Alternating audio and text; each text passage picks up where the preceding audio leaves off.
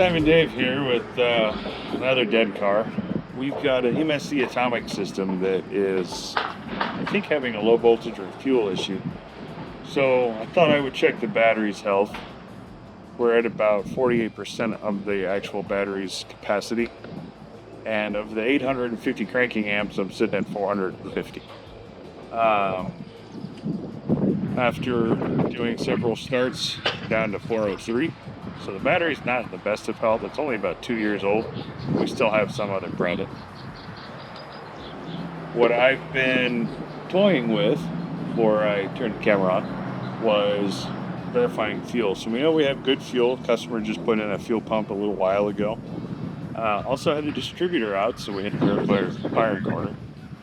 And it does run for a second or two and then turn off if you pour gas in the carburetor.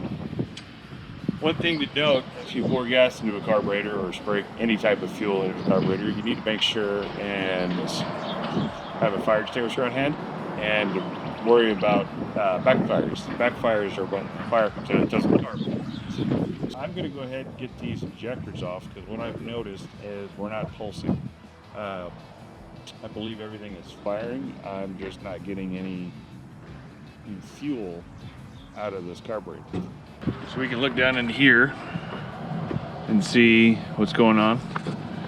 So what happens is the fuel goes down in this, and this lets the air in, kind of easy like that. But we should be seeing stuff come out of here. So it was real fun recovering this vehicle. It was raining, it was muddy. It's rear steer and the wheels kind of turned sideways, so winching it onto the trailer, it turned into an event. So another thing I've noticed is this thing takes a little while to turn on and off. See this key off, and then sometimes the screen flutters and doesn't quite turn on. So that leads me to believe that there could be a problem with the computer, but we're going to go after the injectors first. Let's see if we can't drain it all the way.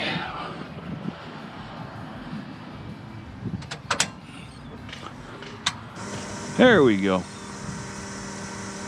All right, so we can see our battery voltage is at 12.5, 12.4.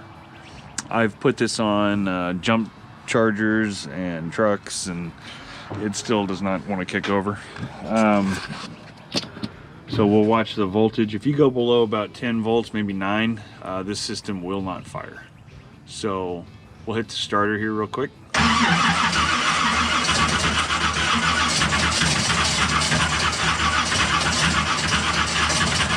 Lots of smoke.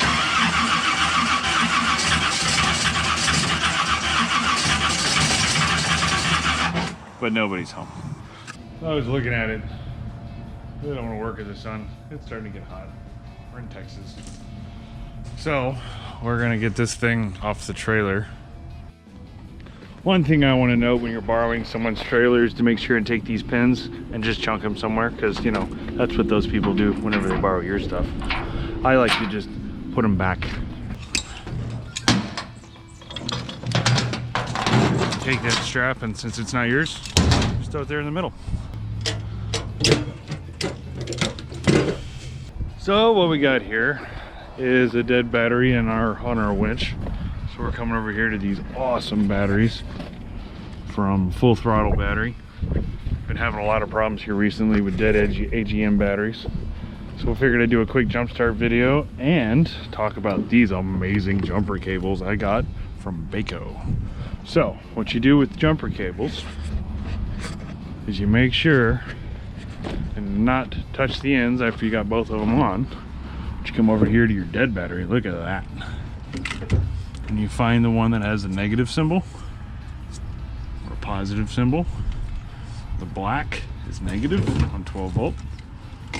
Get in there and look at all that corrosion, make you feel better about your stuff. And then we'll get this one hooked up here. Oh yeah.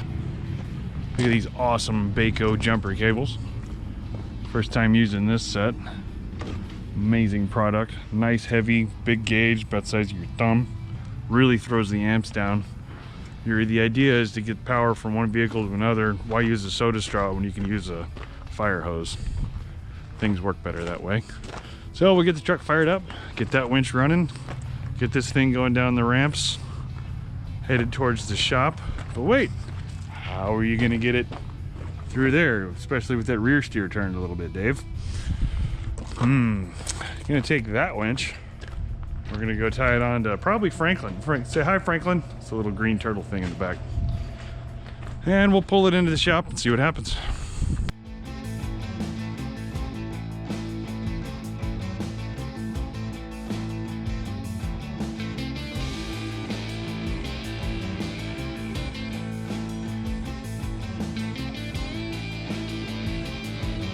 Not sure if you guys can see here or not, but we definitely had some moisture and other things in here.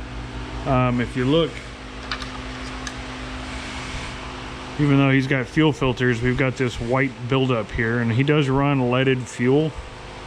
I don't know if you can actually see any of that, but it's in here, here, and there. I've engraved everything so that I know each injector's location and where to keep up with it. So, you know, here we've got number 4, number 3.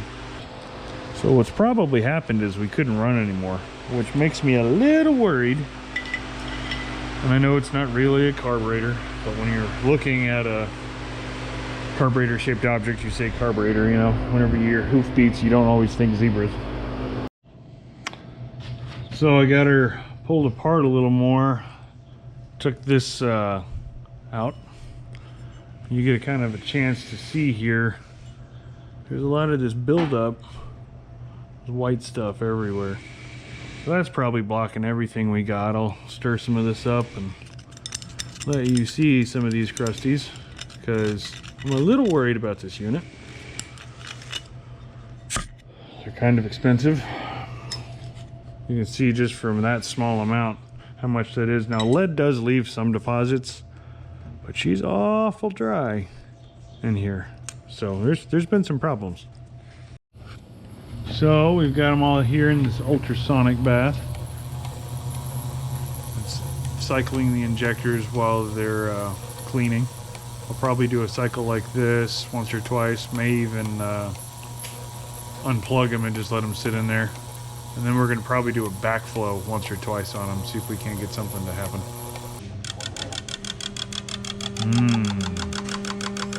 Still got a dead one.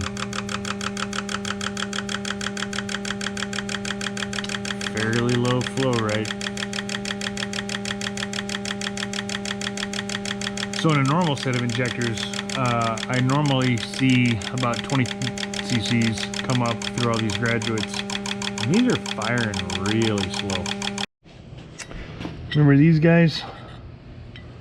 We were looking at them earlier. They're a little bit cleaner. I washed them off at the sink outside, then I put them in our ultrasonic cleaner for about 90 minutes.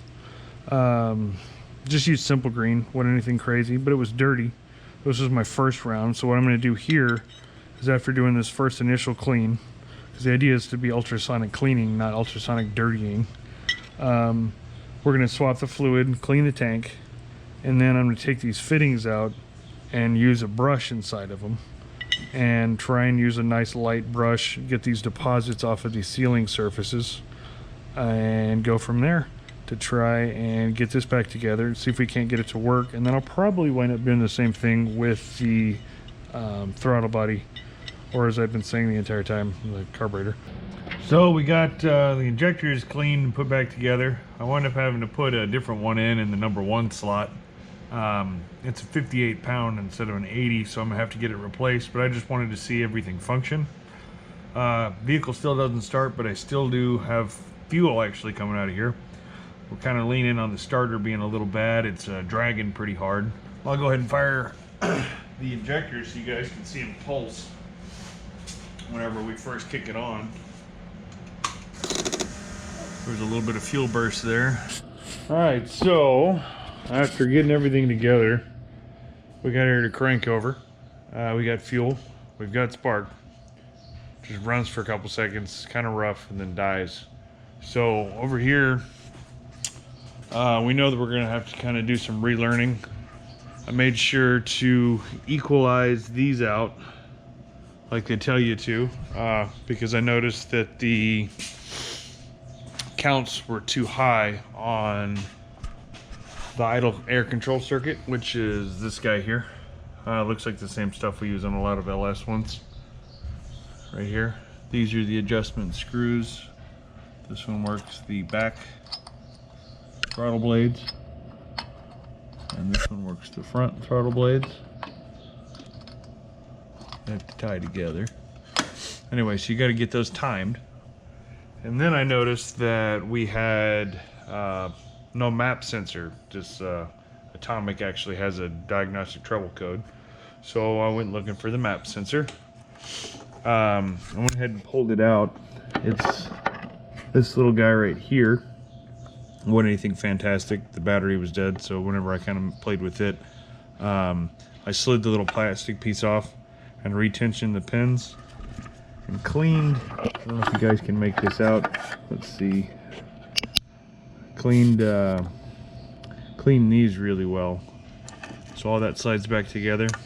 This is a magnetic Hall effect sensor for the throttle position sensor. So plugging this back in, going back over to the handheld, I actually get it to read a map sensor now. So we'll get it put back together, see how she runs.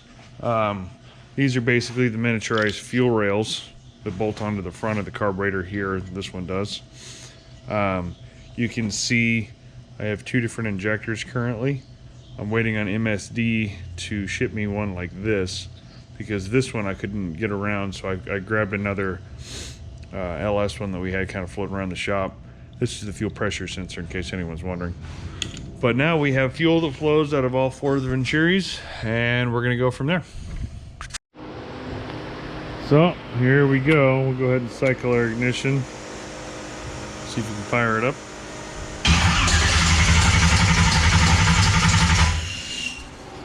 Of course, needs just a little bit of input.